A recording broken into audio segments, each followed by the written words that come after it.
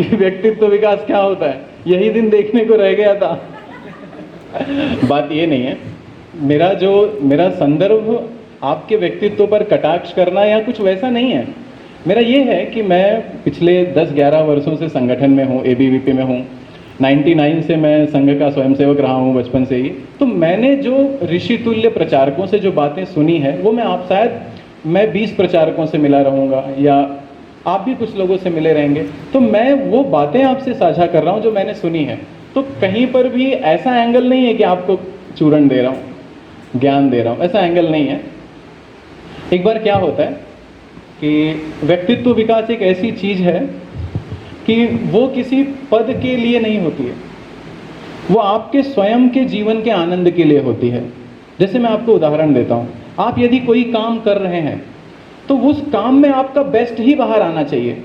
ये बात इस बात से जुड़ी नहीं है कि वो काम आप किसके लिए कर रहे हैं, ये काम ये जो बात है कि आपका सर्वश्रेष्ठ प्रदर्शन ही बाहर आना चाहिए, ये बात जो है वो आपके स्वयं के व्यक्तित्व से जुड़ी है।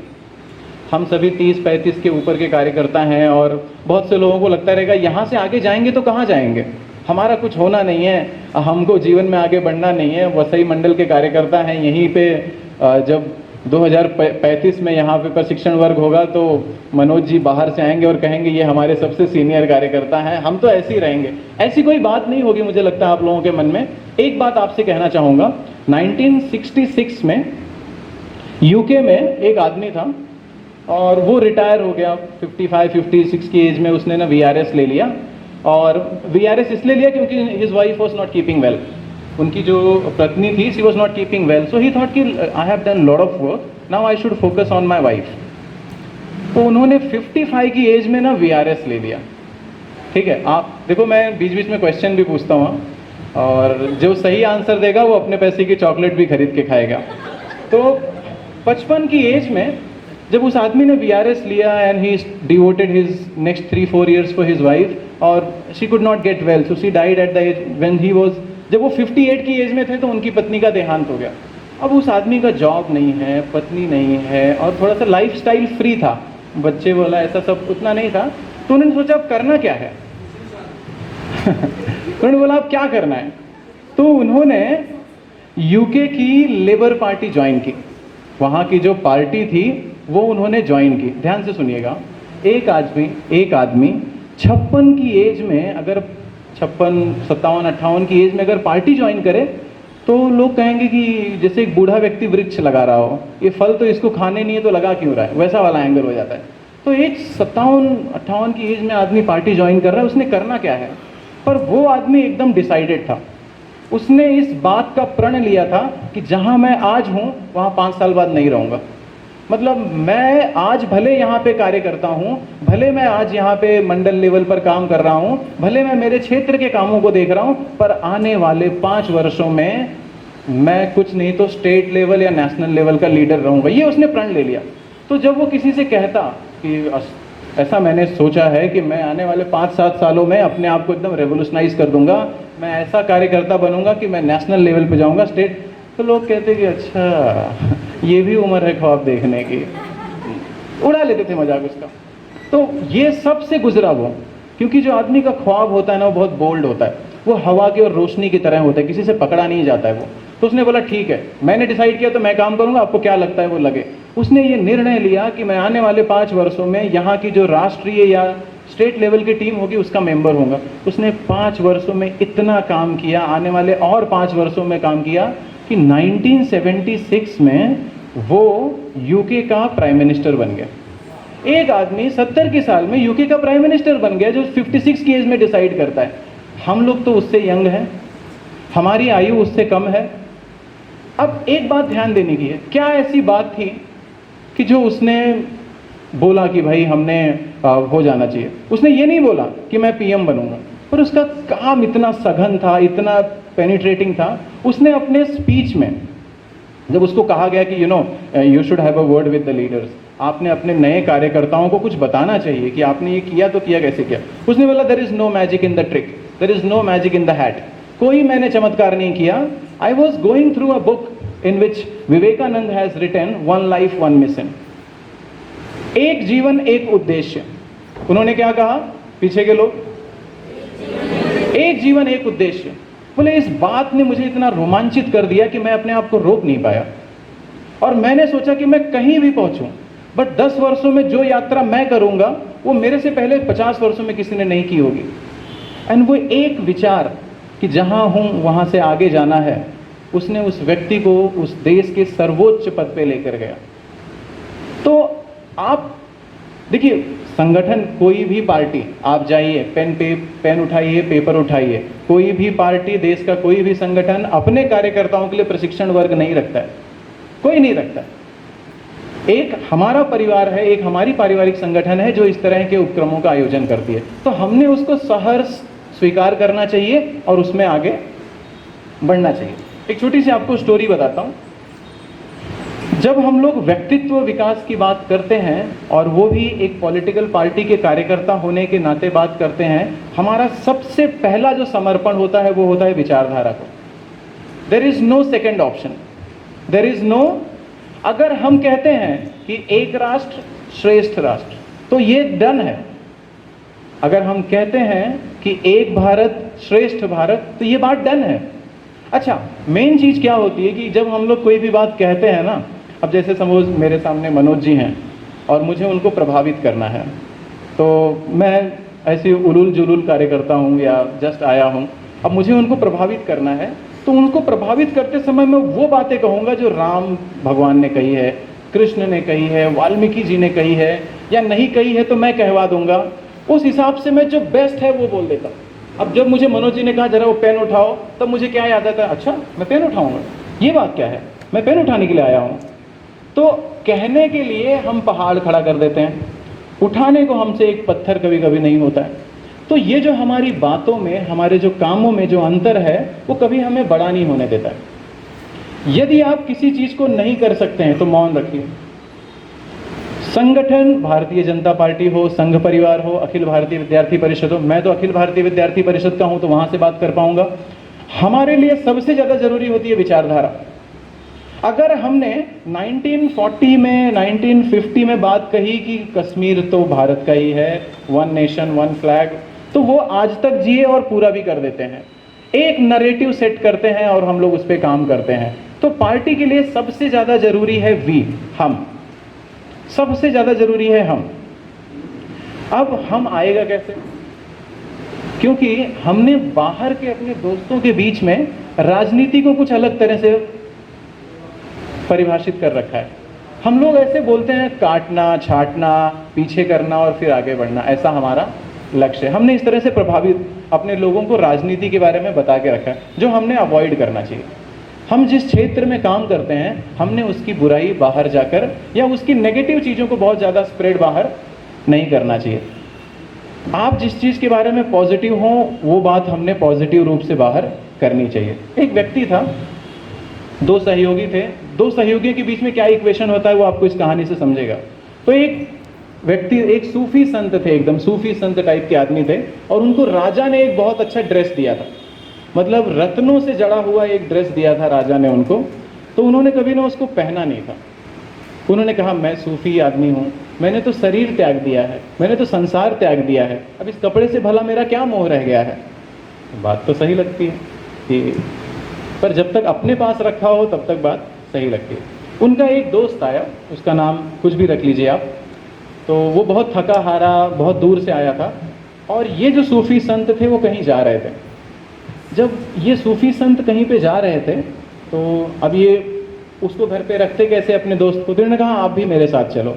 पर इनको लगा इसके कपड़े तो बहुत गंदे हैं, तो इसको मैंने नए कपड़े देने चाहिए। तो उन्होंने अपने पास जो राजा का दिया हुआ कपड़ा है वो उसको दे दिया कि आप ये वाला जो कपड़ा है वो पहन के मेरे साथ चलिए। कुछ बम नहीं गिरा है, कुछ नहीं, सब ठीक है ऊपर। आपको बहाना चाहिए कुछ और सोचने का। तो अब क्या हुआ कि इनके पास कोई कपड़ा था नहीं, तो उन्होंने अपना वाला कपड़ा दे दिया, अपने साथ लेके गए। पर जब उनके उस, देखो हमारा मित्र भी होता है तो हमारे कैसे विचार होते हैं आप समझिए। तो जब वो कपड़ा उनके साथ वो पहन के गया, तो उन्होंने देखा यार इस कपड़े में यदि इस विश्व में कोई इतना अच्छा दिख सकता है तो मेरा दोस्त है। मतलब इतना सुंदर दिख रहा है वो, गोरा चेहरा, लंबा कद, इतने अच्छे कपड़े, जूते, और वो पहन के मेरे साथ चल रहा है। तो वो गए, जैसे सपोज मैं मनीष जी के पास जाता हूँ, मैंने कहा कि मनीष जी नमस्ते, कैसे हैं? तो मैंने कहा देखिए मनीष जी, ये मेरे दोस्त सुमन हैं और ये बहुत बड़े आदमी हैं, बहुत विद्वान हैं, रही बात कपड़े की तो कपड़े मेरे हैं। उसका दोस्त हैरान हो गया, ये क्या बात हो गई, कपड़ा तो विषय ही नहीं था। तो सूफी संत ने भी सोचा कि अरे नहीं नहीं यार, मैंने कपड़े का क्यों बोल दिया, कपड़ा तो विषय ही नहीं था, मैंने कपड़े की क्यों बात कर दी कि रही बात कपड़े की तो कपड़े मेरे हैं। तो एक्चुअली क्या हुआ कि जब उसने वो छोटा सा कपड़ा उसको दिया तो उसने अपना मन रख, उसको लगा कि मैं बहुत बड़ा एहसान कर रहा हूँ, और ये बात वो दबा नहीं पाया अपने अंदर, वो ये बात अपने अंदर दबा नहीं पाया कि वो किसी की सहायता कर रहा है, उसको जरा भी बर्दाश्त नहीं हुआ। पहली बार उसने कुछ दिया था किसी को, तो उसको लगा मुझसे क्या गलती हो गई, मेरे बचपन के मित्र हैं, मुझसे क्या गलती हो गई, ये मेरे बचपन के मित्र हैं और मैंने उनको इस तरह से कह दिया कि कपड़े मेरे हैं। तो उसने कहा मेरे मित्र मुझे माफ़ करना, आगे से मुझसे ये गलती नहीं होगी। वो दूसरे घर में गए, तो जब दूसरे घर में गए तो वहाँ एक युवक खड़ा था, उसने इनका कपड़ा देखा, उसने सूफी संत को भी देखा, पर युवा था, उसका जो आकर्षण था वो कपड़ों पे ज़्यादा था, तो उसने ना इनके कपड़े भी देखे। उसने कहा कि संत जी नमस्ते, क्या कपड़े हैं? उसने कहा ये मेरे दोस्त सुमन हैं, बहुत आला आदमी हैं, बहुत ऊंचे व्यक्ति हैं, बहुत दूर से आए हैं, और मैं कपड़े के बारे में कुछ नहीं बोलूँगा। उन्होंने कहा मैं कपड़े के बारे में, तो वो लड़का कहा उसने यदि कपड़े की बात ही नहीं है तो आपने कपड़े का विषय निकाला क्यों? एक छोटी सी बात हमारे सहयोगी के लिए हमारे मन में होती है, जब कभी भी संगठन में उसके बारे में कुछ पॉजिटिव चलता होता है तो हम लोग वो नेगेटिव चीज़ डाल देते हैं, हम अपने आप को रोक नहीं पाते। अगले घर में गया, जब तक पुरुष उस कपड़े की तारीफ करते, मेल उस कपड़े की तारीफ करते, तब तक तो बात सही थी। तीसरे घर में गए तो वहाँ पे एक स्त्री थी, उस स्त्री ने कहा हे देव, मैंने ऐसे कपड़े देखे ही नहीं किसी के। इस व्यक्ति को लगा, उसने बताया कि मैं आपसे परिचय करा दूँ, मैं XYZ, ये मेरे दोस्त सुमन हैं, बहुत आला आदमी हैं, बहुत ज़बरदस्त बात करते हैं, सब जगह इनका वर्चस्व है, मैंने निर्णय लिया है कि मैं कपड़े के बारे में कुछ नहीं बोलूँगा। वो दबा ही नहीं पाते, हम अपने सहयोगी के बारे में कोई बात दबा ही नहीं पाते। आजीवन हम कहते रहते हैं कि नहीं नहीं हम तो मित्र हैं, क्या बात है, ऐसे क्या है। व्यक्तित्व विकास की सबसे बड़ी बात है, संगठन का उद्देश्य है व्यक्ति को जोड़ना। हम वो सारे काम करेंगे जिससे हम एक व्यक्ति को अपने संगठन से जोड़ सकें, और संगठन मतलब विचारधारा। तो आपकी पर्सनालिटी डेवलप, देखिए एक चीज़ आप मान के रखिए, कोई कितना भी टैलेंटेड क्यों ना हो, कोई कितना भी क्षमतावान क्यों ना हो, कोई अपने आप को कुछ भी क्यों ना समझे, सबसे ज़्यादा ज़रूरी होता है संगठन। अगर मैं मेरी बात करूं या मैं अजीत जी की बात करूं, मनोज जी की बात करूं, तो हम सब में कुछ ना कुछ कमियां हैं। मनोज जी, हम सब में कुछ ना कुछ कमियां हैं, पर जब हम साथ में एज अ टीम आते हैं तो हम शायद जो उनकी कमी हो वहाँ मैं अच्छा हूँ, जो इनकी कमी हो वहाँ मैं अच्छा हूँ, जहाँ मेरी कमी हो वहाँ वो अच्छे हों। तो हम सब अकेले अधूरे हैं। हमने किसी ने ये नहीं सोचना चाहिए कि मैं तो तोप हूँ एकदम, किसी ने ये नहीं सोचना चाहिए कि मेरे में इतना टैलेंट है कि थोड़ा सा दबा दूंगा तो धरती नीचे चली जाएगी, किसी ने ये नहीं सोचना चाहिए। ऐसे भ्रमों में जीना हमने बंद करना चाहिए, पहली बात। तो वो सारे काम हमने करने चाहिए जो हमारे संगठन के लिए उपयोगी है। दूसरा विषय मैं आपसे बताना चाहता हूं, एक कार्यकर्ता बहुत जागरूक होना चाहिए। जागरूक मतलब वो भोजन के बाद भी जागरूक होना चाहिए, ये भी बात है। एक कार्यकर्ता बहुत जागरूक होना चाहिए। और आप इस बात को समझिए कि जैसे मेरे पीछे बैठे हुए मित्र हैं, अगर आप किसी विचारधारा को समर्पित हो, इस बात को ध्यान से सुनना, अगर उस विचारधारा के उसमें कश्मीर में भी अच्छा हो रहा है तो कन्याकुमारी के कार्यकर्ता को खुशी होती है कि मेरी विचारधारा से जुड़ी हुई चीज़ का अच्छा हो रहा है। वो कभी ये नहीं सोचता कि मेरे लिए अच्छा हो रहा है या दूसरे के लिए अच्छा हो रहा है। आपके अगर अंगूठे में चोट लगी है तो दर्द पूरे शरीर को होता है। आपके अगर अंगूठे में चोट लगी है तो दर्द पूरे शरीर को होता है। भारत के किसी भी क्षेत्र में कुछ भी बुरा हो रहा है वो बुरा हमको लगता है। तो एक कार्यकर्ता का, अब शायद ऐसा हो कि हम वहाँ ना पहुँच पाएँ, पर क्या हम अपने आसपास के लोगों में उस बात की जागरूकता फैला सकते हैं? तो जैसे कुछ कभी कभी हम लोग बहुत सारी बातें जो है वो टाइम पास के लिए कर लेते हैं, पर हम कार्यकर्ता टाइम पास के लिए नहीं होते। हमारे जीवन का आप एक कैलकुलेशन मारिए कि 24 घंटे, एक दिन में 24 घंटे, 24 घंटे में 8 घंटा आप छोड़ दीजिए, 8 घंटा आप छोड़ दीजिए, उसके बाद आप पर्सनल काम करते हैं, ट्रैवलिंग करते हैं, यहाँ वहाँ जाते हैं, और 4 घंटे छोड़ दीजिए। अगर आप 2 घंटा दे रहे हैं और अगर आप अपने 100 साल का जीवन लेंगे तो लगभग आपने 10 साल संगठन को दिया है। अगर 2 घंटा दे रहे हैं तो 100 वर्षों के जीवन में 10 साल दे रहे हैं। तो अगर आप किसी चीज़ को 10 साल दे रहे हैं तो ऐसे ही दे देंगे क्या 10 साल? बताइए, अगर आप किसी भी चीज़ को 10 साल देंगे तो ऐसे ही दे देंगे? नहीं। तो संगठन के बारे में यही होता है कि समर्पण, विचारधारा को समर्पण, लोगों को जोड़ने की प्रवृत्ति। और एक बात याद रखना, हर किसी को पर्सनैलिटी डेवलप करना पड़ता है, हर किसी को, चाहे वो मोदी जी हों, चाहे आप हों, कोई भी हो, हर किसी को सीखने की ज़रूरत है। अभी मैं आपको छोटा सा उदाहरण देता हूँ, जो मेरा सेकेंड पॉइंट है, जिसको कहते हैं नरेटिव इंटेलिजेंस। कार्यकर्ताओं में एक कहानी की क्या चल रहा है उसकी राइट अंडरस्टैंडिंग होनी चाहिए।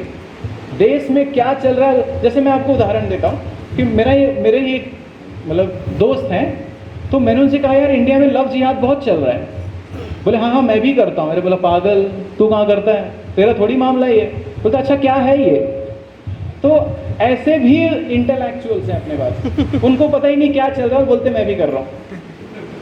मैं बोला मेरे सामने तो बोल दिया, आगे सामान लेना, वरना ये पूछेंगे भी नहीं कि क्या सर्टिफिकेट नहीं चेक करेंगे, पहले ये पूछेंगे कि तेरा वो मेडिक्लेम है कि नहीं, तुझे मारना है, और खर्चा हम नहीं उठाना चाहते।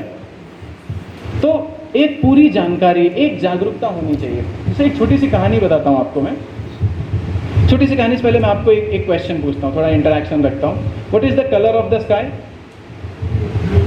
What does cow drink?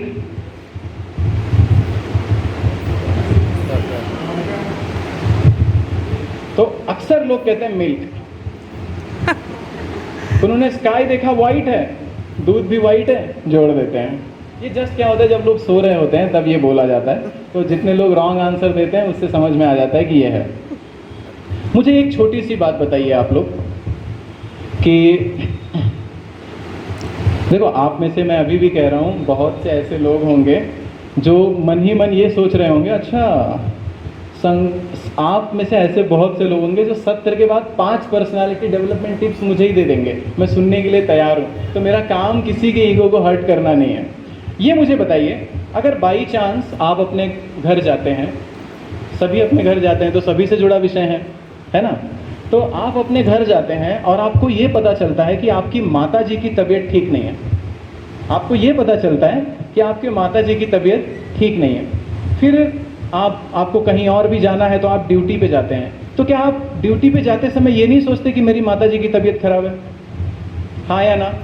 सोचते। आवाज़ नहीं आई। अच्छा, जब आपको ये याद आता है कि आपके माता जी की तबीयत खराब नहीं है, आप फ़ोन निकालते हैं और छोटे भाई को फ़ोन करते हैं या घर में जो कोई भी है, और आप उसको पूछते हैं कि कैसी है मम्मी की तबीयत? तो वो कहता है कि हाँ ठीक है, पहले से आराम है। अगर उसने ये कह दिया नहीं नहीं यार पहले से थोड़ा और बेकार हो रहा है, तो क्या आपका काम में मन लगेगा? पीछे वाले लोग? अच्छा, अगर आप ड्यूटी पे पहुँचे और उसने कहा नहीं नहीं अभी हम लोग हॉस्पिटल लेके जा रहे हैं, क्या आपका काम में मन लगेगा? आप फटाफट वहाँ से निकलोगे और रिटर्न आओगे, हाँ या ना? yes. जितने लोगों को लगता है कि मेरी बात सही है, अपना हाथ नीचे रखें। Thank you. तो सब लोगों को लगता है मेरी बात सही है। अभी तो इस देश के बारे में भी हमारी तो यही संकल्पना है ना कि ये जो देश है वो हमारी माँ है। ये देश क्या है? तो यदि इस देश में कहीं कुछ भी हो रहा है तो उसका बेटा होने के नाते क्या हमारा बिहेवियर बहुत कैजुअल होगा या एग्रेसिव होगा? एग्रेसिव होगा, डेफिनेटली। क्या होगा? एग्रेसिव होगा। और शायद हमको अपने व्यवसाय के साथ, घर के साथ, सारी चीज़ों के साथ सामंजस्य बिठाना है। तो मैं क्या करूँगा? यदि मैं मनोज जी को जानता हूँ, यदि मैं और किसी व्यक्ति को जानता हूँ, तो मैं उनसे अपनी बात कहूँगा कि देखो ये गड़बड़ हो रहा है। भले मैं तलवार लेके ना जा सकूँ, पर मैं एक अवेयरनेस तो फैलाऊँगा। जो कार्य करता है वही कार्य करता है, जो कार्य करता है वही कार्य करता है। तो मेरा काम तो अवेयरनेस फैलाना भी हो सकता है ना? क्या अवेयरनेस फैलाना मेरा काम नहीं है? तो एक जो कार्यकर्ता होता है वो कहीं भी जाए, वो बस में हो, वो ट्रेन में हो, वो घर पे हो, वो मित्रों के साथ हो, वो हमेशा अपने विचारों से जुड़ा हुआ। और वो जो भी, मैं आपको बताता हूँ कि हमारे जो प्रचारक हैं, वो जब हमारे बचपन में जब हमारे घर आते थे तो वो उनको लाख चीज़ें बता लो, उनको कोई इंटरेस्ट नहीं है। वो ऐसे देखते थे, अच्छा तुम गीत गा सकते हो, अच्छा तो तुमको ना वो सांघिक गीत का प्रमुख बना देते हैं। तो हम लोग को लगता था ये तो हमने खुद को ही फंसा लिया। तो जो तलाश होती है, जो बात होती है, वो बात ये होती है कि आप क्या कर सकते हैं। आप देखो, आप 10 से 5 आप एम्प्लॉय होते हैं, पर आप पूरा जीवन, पूरा दिन आप कार्यकर्ता होते हैं। आप जरा से भी विचारों से अलग नहीं होते हैं। और कभी मन में ये मत रखना कि नहीं हम तो आगे नहीं बढ़ सकते, हम तो बहुत कम का, ऐसे नहीं है। मेन चीज़ है इनोवेटिव, आप कितने सतर्क तरीके से काम को लेके आगे बढ़ रहे हैं, वो बहुत ज़रूरी होता है। और ऊर्जा, मैं अभी रिसेंटली मैं दिल्ली में गया था, ये जब ये सारा प्रशिक्षण वर्ग का चल रहा था, तो मैंने देखा कि जो महासचिव और पार्टी के वो सब लोग हैं, उनका एक एक मिनट का शेड्यूल फिक्स है। मतलब मैं गया, उनसे मिला, 3 मिनट बाद मैंने देखा कि उन्होंने मुझे लिस्ट दी, बोलिए देखो 10:09 पे इनका इंटरेक्शन है। मैंने कहा इतना शेड्यूल, इतना टाइट। तो आप जिस चीज़ के लिए अपने जीवन में तैयार हो जाते हैं ना, आपको वो जवाबदारी मिल जाती है। इतना एक्टिविज्म है कि हम समझ ही नहीं पाएंगे। एक एक मिनट पे उनको यहाँ जाना, 10:06, 10:07, उसके बीच में वो सांस भी ले रहे हैं, जीवित भी हैं और काम भी कर रहे हैं। हमको वो एक्टिविज्म अपना बढ़ाना है, और वो जो एक्टिविज्म है वो विचारों से आता है। सबसे ज़्यादा जो आता है वो विचारों से आता है। एक लड़का था, बहुत पुरानी कहानी है, और तमिलनाडु में तलवार सिखाते थे। बहुत पुरानी कहानी है, मेरे ख्याल से 10वीं शताब्दी की होगी है। तो वो राजा का लड़का था, उसने कहा कि मुझे तलवार सीखनी है। राजा ने कहा कि मैं आपको यहाँ के पास में एक संत के पास आपको भेज देता हूँ। तो उन्होंने कहा ठीक है, संत से तलवार सीखना है। वो भी बेचारा सोचने लगा कि पापा कंफ्यूज है या मैं। उसने बोला कि नहीं चलो ठीक है, कह रहे हैं तो सही बात होगी। तो वो जब वो तलवार सीखने जाता है तो उस आश्रम के गेट पे लिखा होता है, तलवार सीखना ईश्वर से मिलने का मार्ग है। क्या लिखा था? हम पढ़ेंगे आज के ज़माने में तो हम क्या कहेंगे? तलवार सीखना ईश्वर से मिलने का मार्ग है। तो वो सोचा कि अरे लगता है ये कंफ्यूज है, एक तो संत है, ऊपर से ईश्वर से मिला रहे, वो भी तलवार के माध्यम से। तो बेचारा कंफ्यूज हो गया। उसने बोला चलो ठीक है, पापा ने भेजा होगा, ज्ञानी हैं, इतने वर्षों से काम कर रहे हैं, उनको जानकारी होगी, चले जाता हूँ। जब वो अंदर गए तो सब परिचय हुआ, वहाँ के जो संत थे उन्होंने कहा, संत ही एक्चुअली वो सिखाते थे, उन्होंने कहा अच्छा चलो कोई बात नहीं है, आइए आप आ गए हैं तो वहाँ से सारा सामान उठाइए और वहाँ ये झाड़ू मार दीजिए, और झाड़ू मारने के बाद सारा सामान सही से रख देना। तो उसको लगा कि एक राजा का बेटा इनके आश्रम में क्या आ गया, इनका रौब ही बढ़ गया है, मतलब अब झाड़ू मरवा लेंगे मुझसे, मैं अपने घर में झाड़ू नहीं मारता हूँ। उन्होंने कहा नहीं नहीं नहीं, सोचिए नहीं, सोचने का समय नहीं है, मैं 7 दिन में ही चीज़ें सिखाता हूँ, आप जाइए और उठा के सामान वहाँ पे रखिए। उसको लगा अच्छा तो वो गया, उसने सामान उठा के रखा, झाड़ू मारी, सामान सही किया, उसके बाद आया, बोला अच्छा वो हो गया है तो अभी खाना बना होगा, देखो वहाँ पे जो बर्तन है वो बर्तन आप धो दीजिए। तो उसने कहा कि सर शायद आपको, साधु जी आपको शायद कोई भ्रम हो रहा है, मैं एक्चुअली यहाँ पे तलवार सीखने आया हूँ, होम मैनेजमेंट सीखने नहीं आया हूँ। उसने कहा आप कुछ भी सीखने आए हो, काम तो यही है, जाइए बर्तन धो दीजिए। तो वो सोचा कि मैं यहाँ से भाग जाता हूँ। वो वहाँ से गेट से निकलने गया तो उन्होंने कहा रुक जाओ, ठहर जाओ। वो जो गेट है 7 दिन तक ना उसके कोई वहाँ से अंदर आ सकता है और ना कोई यहाँ से कोई बाहर जा सकता है। उसने कहा गजब आदमी है, तलवार सिखाने बुलाए हैं, बर्तन धुला रहे हैं, झाड़ू मरवा रहे हैं। उसने कहा कि सर मैं आपको बताना चाहता हूँ कि मैं तलवार सीखने आया हूँ, ये इसको तलवार कहते हैं। कहे वो सब ठीक है, हमने भी ऐसे खिलौने देखे हैं, बर्तन धो के हो जाएगा तो मेरे पास आना, तुम्हें नदी से और वहाँ पास के कुएं से पानी भर के लेके आना है।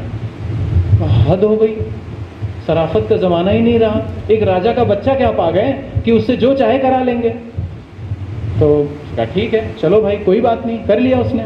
फिर जब ये सब हुआ तो उन्होंने कहा कि 1 दिन निकल गए उसने। बोला आप 6 दिन में, कोई मेरे पिताजी इतने दिन में तलवार नहीं सीख पाए, मैं 6 दिन में क्या सीखूंगा। उसने कहा ठीक है। फिर साधु जी ने कहा अब एक चीज़ ध्यान में रखना, तुम जहाँ कहीं भी रहोगे, मैं कहीं से भी आके तुम्हें मारूंगा, तुम जहाँ कहीं भी रहोगे, मैं मेरे हाथ में तलवार रहेगी, मैं तुम्हें मारने आऊँगा, तुम्हें अपने आप को बचाना है। तो उसने कहा रुकिए, ठहरिए, मैंने कुछ सीखा नहीं है, तलवार राइट हैंड से पकड़ते हैं कि लेफ्ट मुझे पता नहीं, आपने बताया भी नहीं है। अब अचानक से आप मुझे कह रहे हैं कि कहीं से भी आके मारूंगा, आपको क्या लगता है? अच्छा ये बताइए, आप गले के नीचे मारेंगे या गले के यहाँ से नीचे मारेंगे, कहाँ मारेंगे? मैं जिंदा तो रहूंगा ना? उसने बोला नहीं, वो सब मुझे कुछ नहीं पता है, आप जहाँ कहीं भी रहिएगा, जो भी काम करिएगा, मैं आऊँगा, आप पे हमला करूँगा, आपको अपने आप को बचाना है। उसने कहा सही बात है, कर लेते हैं। तो वो बेचारा, अब वो संत भी थे तो वो समझते थे, एक बार वो चटाई ऐसी फोल्ड कर रहा था, आए एक डंडा खींच के मार दिया, वो अपने आप को बचा नहीं पाया। उसने बोला यार ये तो बहुत भारी पड़ गया मजाक मजाक में तलवार सीखना। फिर वो वहाँ जाके कुछ काम कर रहा था, आए पीछे से मार दिए, बचा नहीं पाया उसने। उसको लगा अरे यार क्या तलवार सीख रहा हूँ मैं, डंडे से मार खा रहा हूँ मैं, अहो भाग्य मेरे। उसके बाद जब तीसरी बार वो नहा रहा था, तो नहाते समय वो नहा रहा है पर उसकी नज़र कहीं से कोई डंडा लेके तो नहीं आ रहा है। फिर वो खाना खाने बैठा, यहाँ वहाँ देख रहा है, एकदम अलर्ट हो गया, वो एकदम अलर्ट हो गया। फिर वो आगे जा रहा है पानी भरने, तो भी देख रहा है। तो एक जब वो तीसरी चौथी बार उसको मारना है, उसने रोक लिया। फिर वो सो रहा था और वो मारने आए, उसने खड़े होकर रोक दिया। 3-4 दिन के अंदर वो इतना अलर्ट रहने लगा कि मुझ पे हमला होने वाला है, मुझ पे हमला होने वाला है, मुझ पे हमला होने वाला है, यहाँ से आ सकते। वो सो रहा था और साधु ने आक्रमण करने गया और उठ के बोले ठहर जाओ, मैं जाग गया। तो वो हैरान हो गया कि मुझ में ये हुआ कैसे? उठ तो गया, वो उठ तो गया, पर उसमें हुआ कैसे?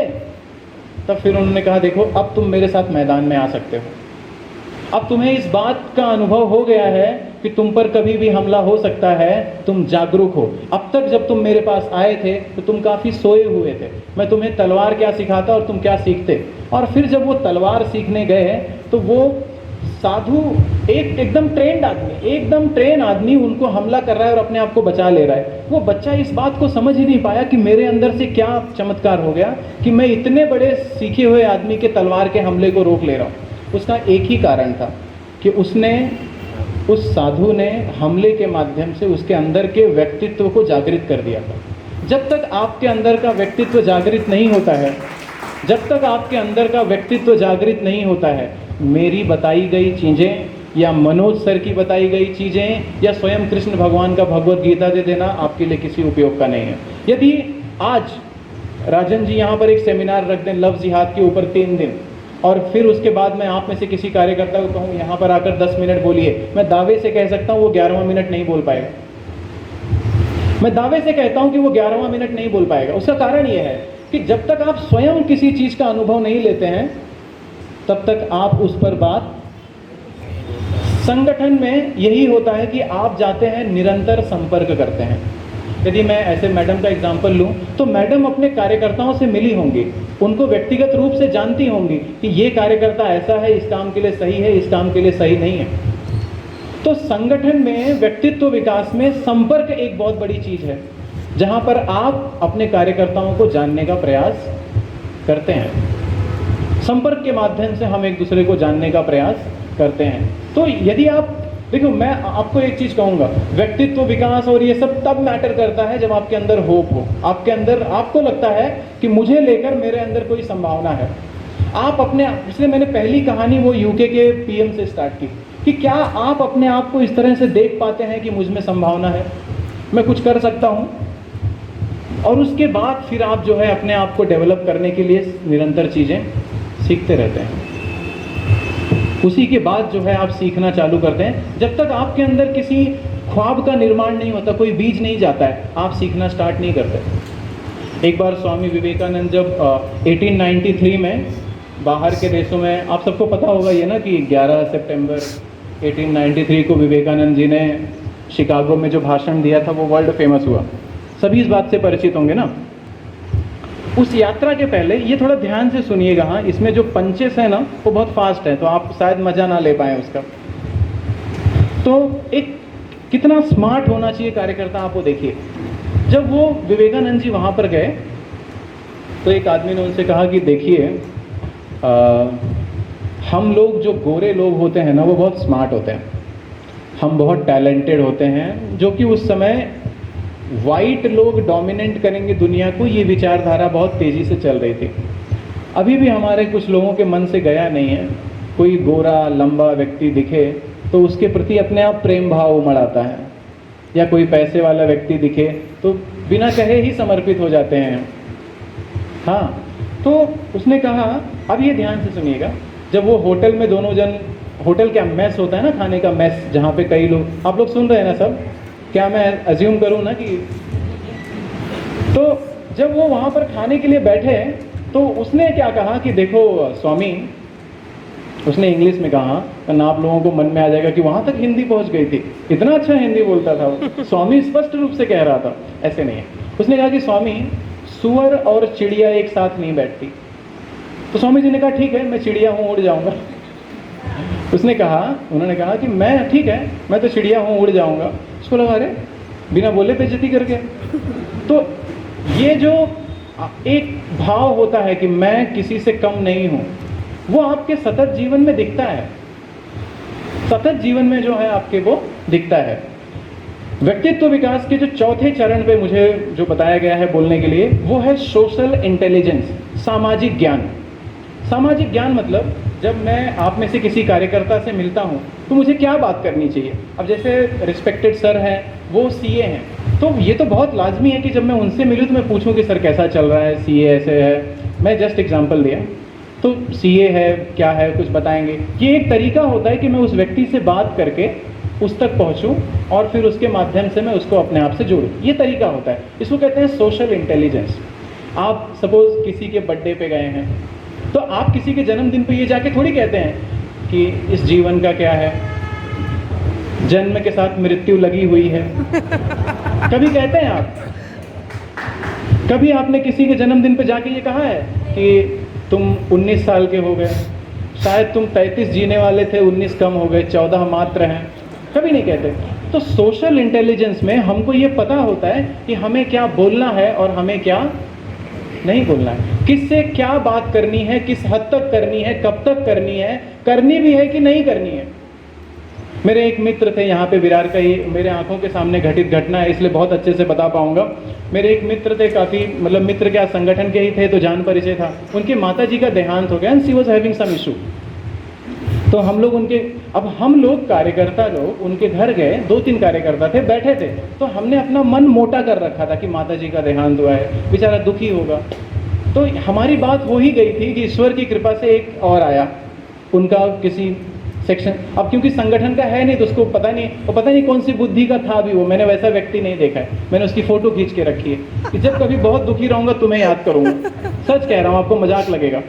तो उसको गूगल फाइल में सेव करके रखा है कि जीवन में जब कभी भी मेरे अंदर बहुत एक दुख वाला होगा तुम्हारी फोटो जरूर देखूंगा। वो आया मेरे दोस्त के पास, आप ध्यान दीजिए, हाँ इमेजिन नहीं कर सकते उसने वो काम किया। उसने कहा क्या हुआ यार, क्या हुआ? नहीं, उसने बोला नहीं माता जी मेरी नहीं रही। बोलते तो क्या हुआ, तू है ना? हाँ तो हूँ ही। बोलता सिर्फ तेरी मम्मी पेंशन का पैसा ही तो देती थी, तू भी तो कमा सकता है, तू डर मत। तो मैं भी देखने लगा, मैंने कहा ये मार खिलाएगा। तो मैंने उसको बोला नहीं देखो XYZ ऐसे बात नहीं करते, माता जी का स्थान हृदय से जुड़ा होता है। हम लोग को भी मौका मिल गया अपनी बात चिटकाने का, सोशल इंटेलिजेंस। तो फिर उसने बोला कि देख मुझे लगता है कि तेरे साथ बहुत बुरा हुआ क्योंकि पेंशन का पैसा नहीं मिलेगा, तेरी बहन की शादी भी थी तो पैसा आएगा नहीं। तो उसको लगा है, मैं सोच रहा था कि बात तो ये सही कह रहा है, गलत नहीं है, पर इसने 6 महीने बाद कहनी चाहिए थी। अभी जस्ट माता जी का देहांत हुआ है। तो बोलता है कि वो बहुत ज़बरदस्त पर्सनालिटी था, इतना कहने के लिए बहुत साहस चाहिए, शायद 2-3 जन्म में इतना साहस आता है। तो उसने कहा कि तेरा दुख मैं समझता हूँ, पर मैं ये भी समझता हूँ ना कि बैंक में तो तेरी वाट लग गई, लोन कैसे भरेगा? तो हम लोग, और ये आपको लगेगा कि मैं बना के बोल रहा हूँ, वो तो बहुत गहराई में गया था। उसने कहा था कि मुझे याद है साले तू फ़ोन लेता था ना तो EMI मम्मी के भरोसे लेता था। मतलब मैं सोच रहा था कि यार ये क्या कर रहा है, थोड़ा तो रोक लेना चाहिए था आज के दिन।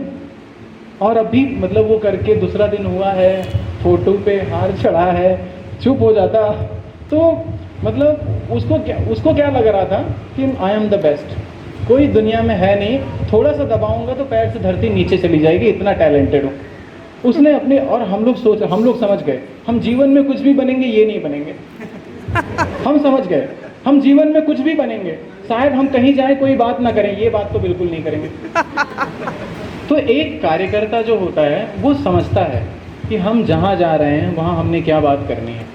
वहीं हमारा एक संगठन का कार्यकर्ता बीजेपी का या परिवार से जाएगा, वो कहता है कि बहुत बड़ी क्षति है, इसकी भरपाई करना असंभव है, भगवान भी माँ के बिना अधूरे थे, सब ऐसा बोल देगा, उसको लगेगा कि राइट, समझ रहा है मेरी बात। पर ये जो सोशल इंटेलिजेंस वाला पार्ट है, किससे मिलना है, क्या बात करना है, कितने प्रोपोर्शन में करना है, करना भी है कि नहीं करना है। सपोज 2 कार्यकर्ता जाते हैं, मनोज जी जाते हैं, मैं जाता हूँ, मैं भी कुछ पढ़ के आया हूँ कि मुझे ये बोलना है, शायद मुझे बोलने का अवसर नहीं मिलता तो मुझे चुप भी आना पड़ता है। हम ऐसे थोड़ी कहेंगे एक मिनिट मला पण काहीतरी सांगायचे आहे, मी पण वाचून आले आहे। ये जो एक धैर्य वाला मामला है कार्यकर्ता का, वो होना चाहिए। तो मोटी मोटी बात जो मैंने आपसे अभी तक कही है वो ये है कि सबसे पहले आप जिन विचारों को स्वीकार करते हैं, आपका उनके प्रति समर्पण होना बहुत ज़रूरी है। पहला बात, आपने अगर माना है कि I am the best I can, तो आप हमेशा मानिए। जब आप रोड पे गाड़ी लेके निकलते हैं तो छोटा सा वो ब्रेकर आता है तो आप थोड़ी रुक जाते हैं, नहीं मैं इसके आगे नहीं जाऊंगा, जाते हैं आप आगे। तो आप जब कार्यकर्ता बनेंगे, समाज में लोगों से मिलेंगे, कोई गालियां देगा, कोई गले से लगाएगा, हमने चरय वैती आगे जाते रहना है, गले लगाना है, हार मिले या जीत मिले, पहला। दूसरा, हम अकेले कुछ भी नहीं हैं, हम अकेले अधूरे हैं। जब तक हम ग्रुप में अच्छा सा काम नहीं करेंगे तो हम अकेले कुछ भी नहीं हैं, हम अकेले कुछ भी नहीं है, जो भी है हम एज अ टीम है। तीसरा, जागरूकता, हमारा अवेयरनेस बहुत हाई लेवल का होना चाहिए। क्या बात चल रही है, हमारा क्या स्टैंड है, संगठन की उस पर क्या विचारधारा है और क्यों है, वो हमको प्रॉपर पता होना चाहिए। जैसे आप कभी किसी से बात करेंगे तो वो कहेगा कि नहीं हम तो भाई ये विचारधारा के हैं। अच्छा, उस विचारधारा में क्या है? नहीं, वो चाहे जो भी हो, हम तो इसी विचारधारा के हैं। नहीं, पर जो आप जिस विचारधारा के हैं उसमें क्या बताया जाता है? कुछ भी बताया जाए, तुमको क्या, तुम तो इस विचारधारा के नहीं हो ना। मतलब वो ये मान ही नहीं रहे कि इसके आगे का मुझे कुछ, इसके आगे का कुछ। तो एक कार्यकर्ता होने के नाते हमको ना स्टडी करते रहनी चाहिए, और व्हाट्सएप ग्रुप की नहीं। आज व्हाट्सएप पे पढ़ के कई लोग ऐसे बोलते हैं, अच्छा वो XYZ पर्सन यहाँ का था ना, जबकि उसका कोई लेना देना नहीं है। आप रियल सोर्सेज पढ़िए, बुक्स पढ़िए, यूट्यूब पे वीडियो देखिए, आप देखिए आपकी बातों में धार आ जाएगा। 95% लोग अच्छा कंटेंट नहीं पढ़ते हैं, 95% लोग। जैसे ही आप अच्छा कंटेंट पढ़ने लगोगे, आप 95% लोगों से बेहतर हो जाओगे। तो सोचिए एक छोटे से चेंज से आप कितना नोटिस होने लगोगे। आपने अगर अच्छी चीज़ पढ़ी है, कहीं बोल दी, तो लोगों के 10 साल की मेहनत अलग साइड में, आप फटाक से ग्रो हो जाओगे। पढ़ना, बोलना, सोचना, चिंतन करना बहुत ज़रूरी है। बिना पढ़े हम ऐसे ही रह जाएंगे। कोई हमको बोलेगा नहीं वो महात्मा गांधी जी सही थे, बोलेंगे हाँ सही तो थे, इसमें क्या हो गया, सही बात है, सही थे वो। फिर किसी ने कहा नेहरू जी सही है, हाँ वो भी सही है, नेहरू जी भी सही है, क्या बात है। फिर किसी ने कहा नहीं वो जिन्ना भी सही था, हाँ जिन्ना भी सही है, क्या बात है, इसमें सही है, सब सही है। दुनिया में जितने भी लोग आए सब सही है। इस शरीर को ईश्वर ने बनाया, ईश्वर थोड़ी कुछ गलत बनाएगा, सब सही है। स्पष्टीकरण पढ़ना बहुत ज़रूरी है। कोई अगर हमारी विचारधारा का है तो क्यों है, हमने स्वीकार किया है तो क्यों किया है, यदि हम किसी को स्वीकार नहीं कर रहे हैं तो क्यों नहीं कर रहे हैं, क्या वो बात है जो हमको जोड़ती है, क्या वो बात है जो उनकी हमसे अलग करती है, ये जानना बहुत ज़रूरी है। नए लोग आते हैं संगठन में, उनका स्वागत करना चाहिए। कभी उनके विचारों को इस बात कहकर नहीं नकार देना चाहिए कि तुम तो नए हो। अरे वो तुम्हारे सामने नया है, दुनिया में थोड़ी नया है। उसका डेट ऑफ बर्थ ये 29 नवंबर 2020 थोड़ी है, भगवान से 2 दिन छोटा है वो, समझ लो। इतना नया नहीं है वो जितना आप समझ लेते हैं। तो आप किसी को इसलिए मत नकार दीजिए उसकी बातों को कि वो नया है। और एक चीज़ रखो, हम लोगों में ना इनसिक्योरिटी बहुत होती है। इनसिक्योरिटी, हमको क्या लगता है, अच्छा ये आगे बढ़ जाएगा तो मैं पीछे हो जाऊंगा। पूरे भारत में 11 करोड़ कार्यकर्ता आगे बढ़ रहे हैं और हमको इसी से खतरा है। और हमको इससे इसलिए खतरा क्योंकि हम इसको जानते हैं, जिसको हम नहीं जानते उससे हमें कोई खतरा नहीं है। जिसको हम नहीं जानते वो हमारे लिए बहुत सेफ है। अगर हमारा कोई मित्र आगे बढ़ रहा है तो हमको लगता है ये कैसे हो रहा है, मैं अभागा हूं क्या जो मैं आगे नहीं बढ़ रहा हूं। इसके आगे बढ़ने में जरूर कोई कहीं ना पॉलिटिक्स नहीं होगी, कहाँ होगी। हमको लगता है इसके आगे बढ़ने में पॉलिटिक्स हो रही है, मैं देखता हूँ कैसे आगे बढ़ेगा। अच्छा, उसके चक्कर में 2-3 उससे भी आगे निकल जाते हैं, उसके चक्कर में 2-3 जन उससे भी आगे निकल जाते हैं। हमको लगता है कि देखो, भगत सिंह का जन्म होना चाहिए पर बाजू वाले घर में, हमारे घर में नहीं आना चाहिए। कौन सहेगा, कौन झेलेगा? इतना क्रांतिकारी व्यक्ति हम में भी तो परिवर्तन ला देगा। तो बाजू वाले घर में लाए, उनको ही समझाएंगे नहीं अपना ही बच्चा है, अपना लड्डू थोड़ा टेढ़ा भी चलता है, ऐसे कुछ ज्ञान दे देंगे उसको। ज्ञान का क्या है, इतना पढ़ा लिखा है। तो मेरी ये है कि आपको इनसिक्योरिटी नहीं होनी चाहिए कि आपका मित्र आगे जा रहा है। अरे, और देखो, मैंने एक चीज़ देखा है कि मैं अभी जब कार्यक्रमों में रहता हूँ तो अक्सर लोग कहते हैं कि वो कुछ काम ही नहीं कर रहा है। अरे, ये तुम्हारे लिए अपॉर्चुनिटी है, तुम करो, आगे जाओगे। वो नहीं कर रहा है इसलिए तो तुम्हें मौका है। इतने वर्षों तक सरकारों ने काम नहीं किया, तभी तो मोदी जी अगर गैस का चूल्हा भी पहुंचा दे रहे हैं तो मतलब बड़ी बात हो जाती है। तो हमको क्या लगता है, नहीं मी कसाला मैं काहे को करूं, ये ना चौल बे, मैं नहीं करूंगा। अरे आप अपॉर्चुनिटी को समझो, वो नहीं कर रहा है, ये आपकी अपॉर्चुनिटी है। आप उसको कहो नहीं ठीक है, तू क्यों करेगा, समझा सको तो समझाओ, पर अगर वो नहीं करता तो छोड़ दो, तुम करो।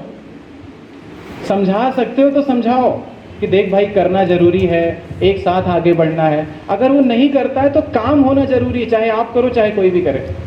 आप क्या करते हो कि ये वाला टायर पंचर हुआ ना तो ये भी कर दूंगा, ये नहीं करेगा तो मैं भी नहीं करूंगा, ये तो नहीं। अपॉर्चुनिटी समझो, चालाकी बहुत ज़रूरी है। तो ये कुछ चीज़ें हैं जो मैंने आपसे शेयर करनी थी। मुझे लगता है कि जो मुझे आपको बोलना था, क्योंकि मुझे दूसरी जगह भी जाना है, तो मुझे जो आपसे बोलना था वो मैंने आपसे कहा है।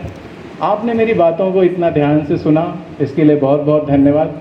और अंत में आपके अंदर बैठे परमात्मा को नमस्कार करता हूँ। धन्यवाद।